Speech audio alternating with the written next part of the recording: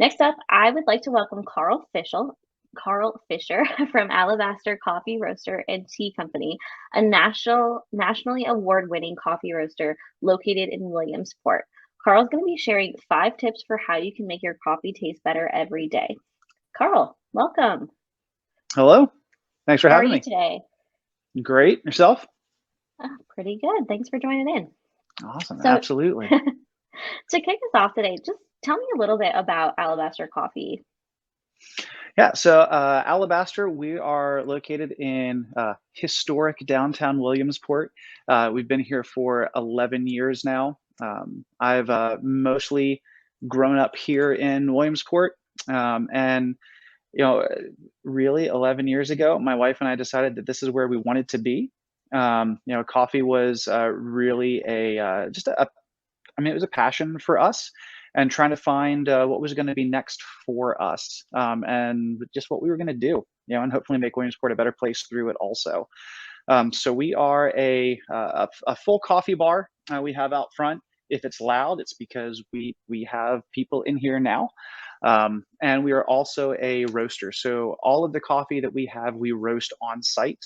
And along with our sourcing, we also travel to a number of our partner farms around the world and visit with them and spend time with them as well. So it's really exciting to be able to participate in really the entirety of kind of the coffee journey or the supply chain. Really from when it's in the ground to when we get to enjoy it in the cup. Awesome. So I already know how amazing Alabaster is. I'm a personal fan. But in your mind, what makes Alabaster really unique? Yeah, there are lots of places to get coffee. Um, and I think for us, we really are driven with a community and a people mission mindset. Um, so through our business, again, yeah, we want to be a good and sustainable and a thriving business. But I and we also believe that our business is successful when we see the folks that we're involved with and the folks that we live around also being successful. And so, locally, that means partnerships is always a big word for us. It's locally sourcing, working with other businesses close to us.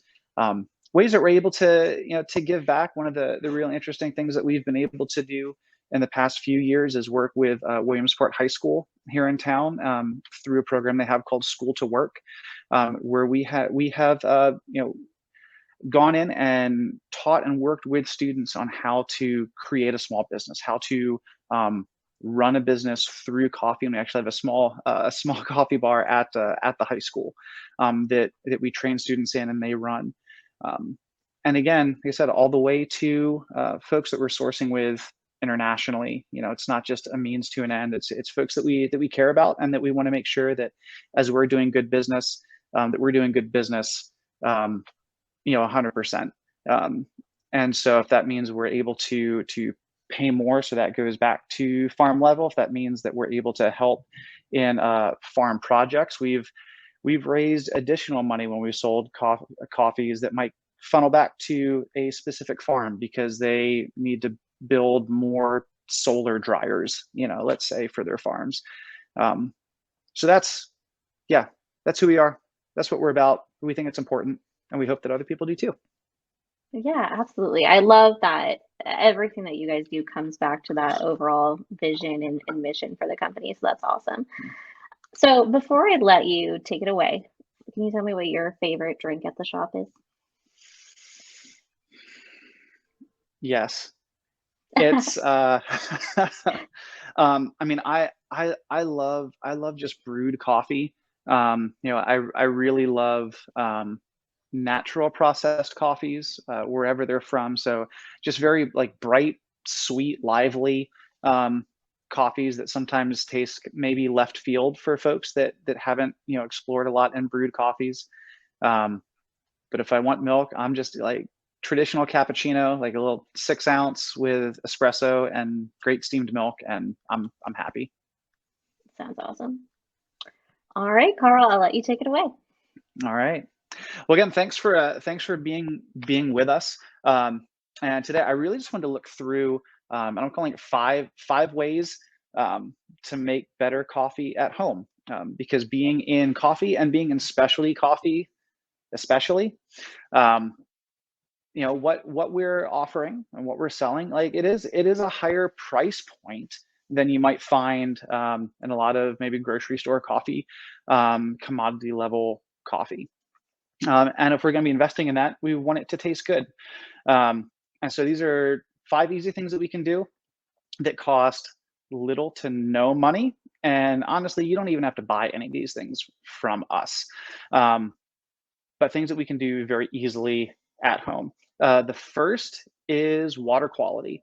When we're drinking our coffee, brewed coffee is about 98.5% water. Um, so if your water is garbage, let's say, going in, you can spend as much money as you want on great quality coffee, and you're always going to have a subpar final cup. And a lot of that has to do with water chemistry. If you're not big into science or water chemistry, there are, let's say, 4 kind of main minerals that we'll find in our water, especially here in Pennsylvania.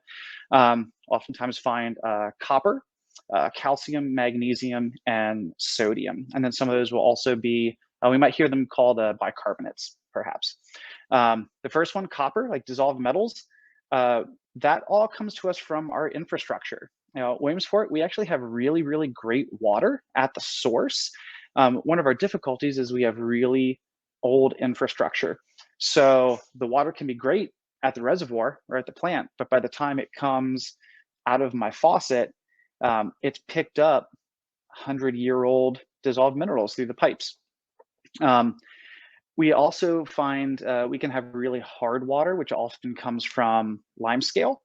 And what those things do is really impact the ability for the water to dissolve our solids out of the coffee. So you're going to have lackluster coffee. You're also going to be killing your equipment and wearing that down much faster than it needs to be. I just saw this morning, I have a little glass pitcher I fill my dog's bowl with from our sink. Our sink is unfiltered. And just from the water that evaporated from last night, there was some little bits of lime scale in it. And so the easiest thing you can do, I say, always use even just a basic water filter on anything that you're going to drink. It can be charcoal, it can be carbon, it can be a Brita. Those are all great, and it's a first step, and it's really going to be helpful. Maybe if you have a refrigerator with a water dispenser on it, make sure that you're up on changing out your filtration. It's going to make a really big difference. If you want to take a next step, something that we offer here, it's actually a mineral packet from a company called Third Wave Water. And the whole idea behind this is to create the ideal chemistry for brewing water. And so Third Wave Water has in it magnesium sulfate, calcium citrate, and sodium if you're up on your minerals. And one of these packets, and they were in like $1.25, is great for 1 gallon of water. You start with a distilled water or a reverse osmosis water or a deionized water. You want to start something that has absolutely no minerals in it. So a 0 ppm, one of these packets in, shake it up, and you've got a gallon of ideal brewing water. And this makes such a difference. It is absolutely amazing how much it impacts the taste and will impact the ability for your water to extract and brew your coffee. Thing number 2 is your coffee. The other 1.5% of your dissolved solids, let's say, in your coffee. Again, if we're going to have quality water, we need to have quality coffee. One of the things that we really pride ourselves in is in the quality of coffee that we work with, and really wanting to invest in and work with farms and helping folks understand how to have sustainable businesses, sustainable farms, and just continuing to increase that quality all the way around. couple bags of coffee back here. You know, us as a roaster, we focus on what we call single origin coffees, and that just means we can trace these coffees back to a particular place. Ideally, it is a single farm. Sometimes it's a cooperative of farms, because we want to know where these coffees come from. There's a very similar likeness into other culinary arts, so especially wine. If you're into wine, all of the things that go into how we would describe wine in terms of where it's from, terroir, soil makeup, elevation, genetic variety of of the grape in that sense. Um, all of that is exactly the same in coffee, and so it makes a difference. One of the interesting things about specialty coffee is that coffee is a crop that at the specialty end is all hand picked. There is actual, you know, hand labor the entire way through. There is not a machine that goes through and does that. On a lower quality coffee, on a commodity grade coffee, we might see some machines that would strip pick coffees, but you're getting underripes, you're getting overripes, you're getting all kinds of stuff in your coffee, and you're not getting clean coffee. We see that, you know, when we finally get that coffee. I'm going to show you an example of what we call green coffee or unroasted raw coffee, perhaps. This is what coffee, whoop, there it is, what coffee looks like before it's roasted. It's the pit of a fruit. And when we get coffees in, what we have a whole grading and scoring process just for the raw coffee, and so that makes a huge, huge difference. So thing number three, we've talked about water. We've talked about the quality of the coffee that you get. So how about how we treat our coffee? I want to say coffee storage. The big enemy of coffee is oxidation. So think very similarly to soda. Once you open a bottle of soda, it's bright, it's sparkly from the CO2. If you let it sit around for a couple of days, it loses that sparkle because all the CO2 dissipates. Uh, Oxygen will impact freshness of coffee. Once coffee is roasted, it also gives off gas. We sometimes call it outgassing. And coffee over time does not rot or decay, anything like that, but it will stale. Like I said, similar to soda or to like a fresh baked bread. You could take coffee that was 10 years old, brew it, drink it. You're not going to hurt yourself. It's not going to taste great, but it's not going to make you sick. Um, but so how can we take care of coffee? There are a couple common, I think, misnomers of how to care for coffee. I'd say the biggest ones: don't ever put your coffee in the refrigerator. Coffee is porous and absorbs moisture, absorbs odors.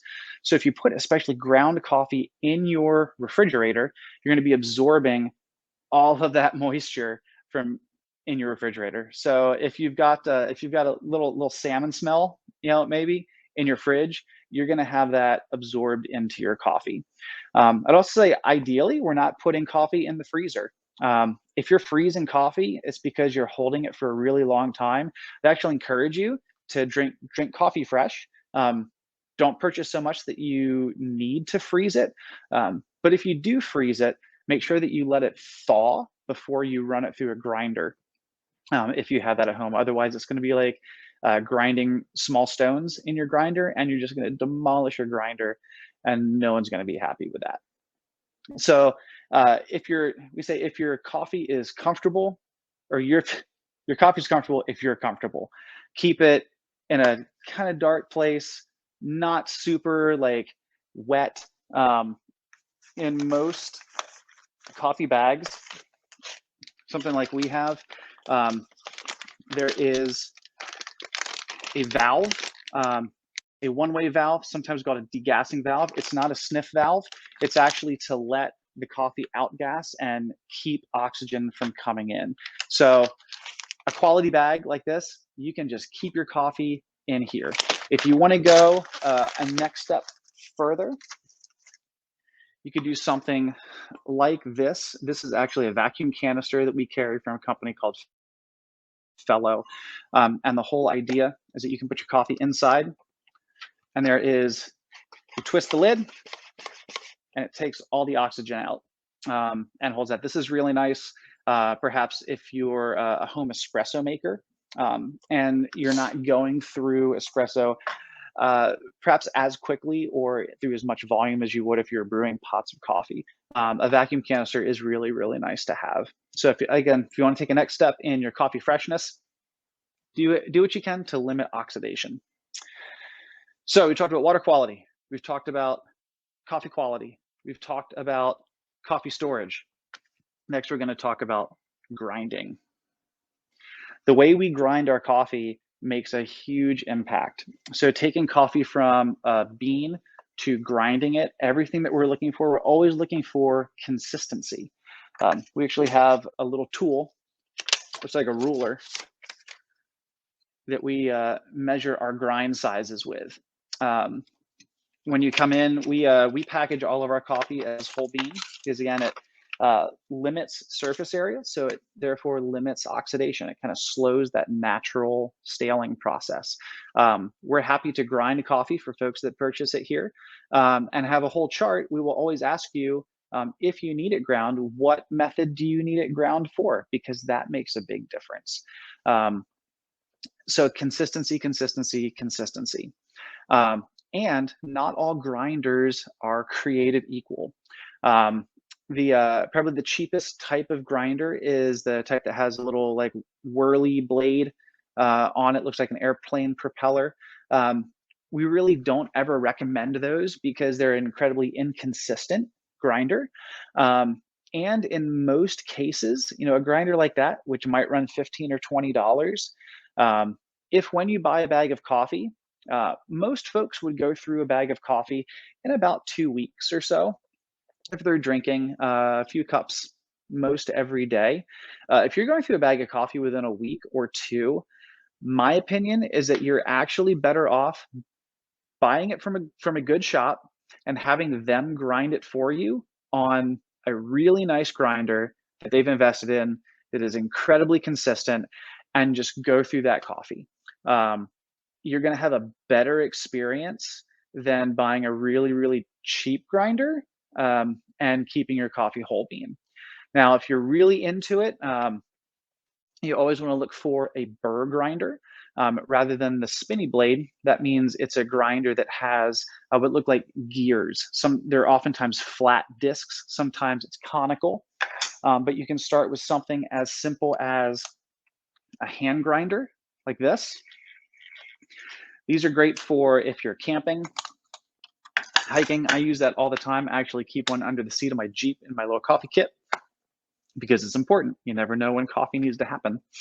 And you can go all the way up to something, really, really nice. Behind me here, this is a pretty new grinder.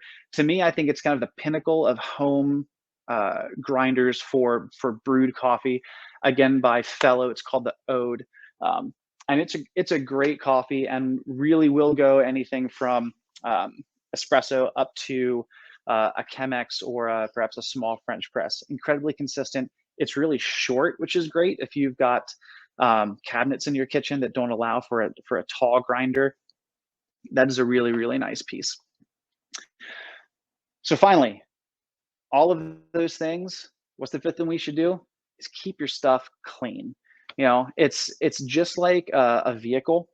I'm a musician, an instrument. If you keep your stuff clean, it's going to last so much longer. You're going to understand. You're going to understand how it works better. And again, you're going to be willing to take care of it. And if it's clean and running well, you're always going to have a better product out of it. The two main ways to clean are there's cleaning and descaling. These are often thought of as the same thing. They're really not. Cleaning really takes care of, we'll say, surface oils, kind of like baked on oils. If you brew into, maybe you have an auto drip at home and you're brewing into a carafe, Even if you rinse it out after a couple days, you start to see that kind of like real light brown film in the bottom, and a lot from some of the from the acidity really in the coffee that will kind of bake in there. If you continue to leave that in there, it's going to keep smelling like coffee. It's going to taste very acidic regardless of what you brew into it. And the same thing with your grinders. The darker the roast coffee you put through a grinder, the more surface oils that those beans are going to leave out, and that's going to collect on the burrs in your grinder. And so you always want to be like wiping those out, keeping that clean. Descaling really has more to do with your water quality, like we said back at the very beginning, especially with lime scale. Again, very prevalent here in Pennsylvania from our groundwater. Uh, Scale will it's often that like kind of like white powdery substance you might see in your water reservoir. Um, but it also would like to collect on heating elements. And a lot of times what this does is it impacts your brewer's ability to heat water up to a proper temperature, 195 to 205 degrees, ideal brewing water temperature, pro tip. It's going to make your coffee taste really, really flat. And it's also going to cause your machine to work harder with less efficiency and is typically going to burn out your elements really, really quickly. A lot of times, machines might come with, like a new machine might come with like a single serve. This is a descaling powder. Again, this is for, think more of the plumbing and keeping that descaled. Then you've also got something like we use these often to clean out carafes and small brewing equipment. These are small tablets specific for cleaning, getting some of that acidity, that baked on stuff out of there. And you could even have tablets for your grinder. We would run tablets through our grinder. For us, it's daily to help clean those burrs out and keep it clean. Um, Really, all of this stuff, we want to keep it clean. You're going to be happier with your end product, and your equipment is going to last so much longer. I know there are lots of hacks out there, with vinegar and rice and all these different things. Again, my opinion is you've spent money on good equipment. Spend a couple more dollars on some proper cleaning equipment that's not going to leave odors, it's not going to leave tastes. They're often very earth friendly also. Like props to these cleaning companies for really looking at the cleaning supplies that they're creating and making those friendly and good to use. So those are 5 things that you can do to automatically and like instantly increase your coffee quality at home. And of those 5 things, we didn't even talk about like your actual brewing equipment. Still makes a big difference, but these are like 5 cheap things out of the gate. We think it's important because again, as a coffee roaster and a main part of our business, we realize that we are oftentimes we're really not selling an end product. If you come into our coffee bar and purchase a drink, you're enjoying an end product. But if you're buying beans from us, you are purchasing an ingredient. And we love to help. We love to consult. We love to work with folks and help them understand really how to use that ingredient better and enjoy the coffee that they've purchased. So 5 easy things. Thank you for sticking around. Hopefully you learned a little bit. And yeah, you can find us online at alabastercoffee.com. All of the social things. And we are, again, in downtown Williamsport, 400 Pine Street. That's what we got. Thanks for being with us.